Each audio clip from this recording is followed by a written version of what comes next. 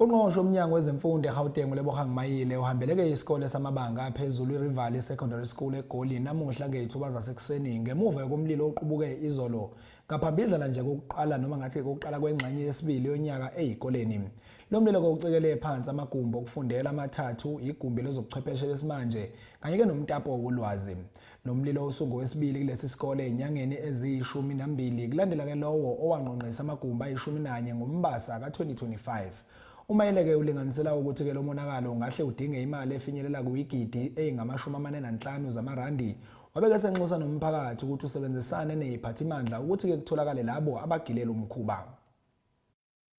Balinganiselwa phezu kwama300 abafundi besikole samabanga aphezulu iRivali Secondary abaphazamisekile ekufundeni kwabo kulandela ukusha kungqongqe amagumbi okufunda ngolwesibili kusihlwa. Gameko esenzeke kusele usuku kuvulwe izikole sishiye imibuzo emphakathini nakubaphathi bomnyango wezemfundo. We met with the principal.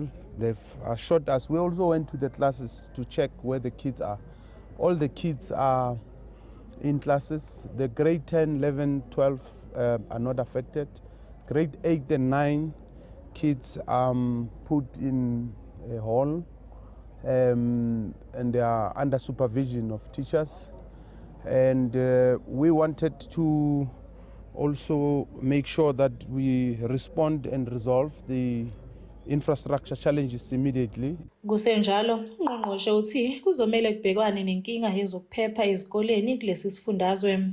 We are concerned about the issue of crime and the issue of security in schools can be dealt with through stopgap measures in an ad hoc way.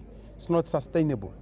We will want to have a proper, comprehensive conversation with the Department of Community Safety, with the police, with the communities, and that's why one of the things we are doing next week Friday, we are talking to all the school principals in the province, and on Saturday we're talking to all the parents, the school governing bodies and all that, because these are the issues that we have to find a way. Lo mlilo uza ngemuva konyaka kwashiswa amanye amagumbi okufunda kanti ke uphenyo liyaqhubeka ekutholeni abenzi balobubi.